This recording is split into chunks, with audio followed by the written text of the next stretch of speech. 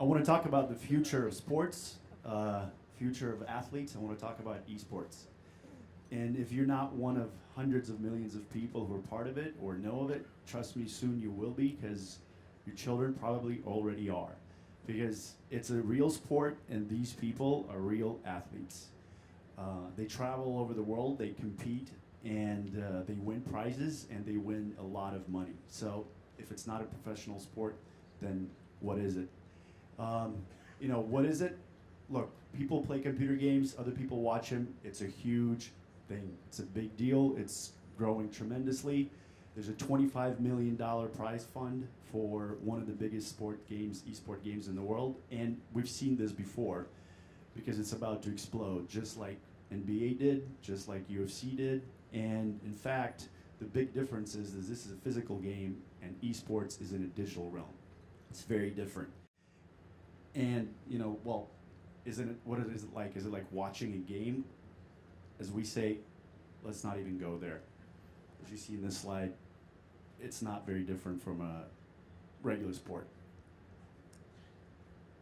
Athletes are just like everybody else. They win, they play, there's a huge phenomenon around them, and there's really no differentiation. You can be from any culture, you can be from anywhere in the world, and you just have to play games.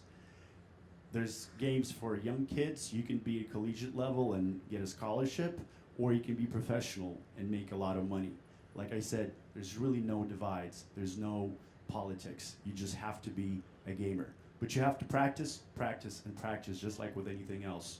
Normal esport athlete trains about 10 to 12 hours a day. As a team, sometimes before a tournament, you train up to 18 hours per day. So there's a lot of work to it. And you do have coaches, just like everybody else. They have to guide you through whatever it is you're preparing for. They have to work on your mental readiness for the game. And if you want to wear a uniform, you can wear one and look really cool. And trust me, there are big injuries. It's true. I mean, as a team owner, I can tell you that we have athletes where they try to hide the fact that they're going to a doctor because their hand hurts. And it's a big issue, and we'll probably see the future of that very soon.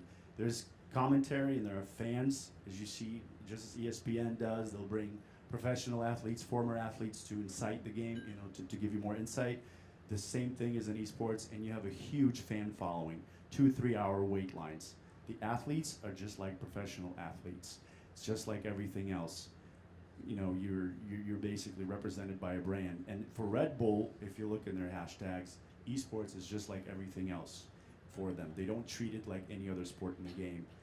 In fact, it does have psychiatrists, because when you're cooped in a house with 4 of your buddies for 18 hours a day, some people go crazy. So you have to train. You have to take care of yourself. And even if celebrities are getting on board, it's still a big issue. In fact, if you look at everything else, everybody talking about how music's over and entertainment's over. Well, this is brand new, this is huge, and it's an untapped opportunity that is here for a very long time. Thank you.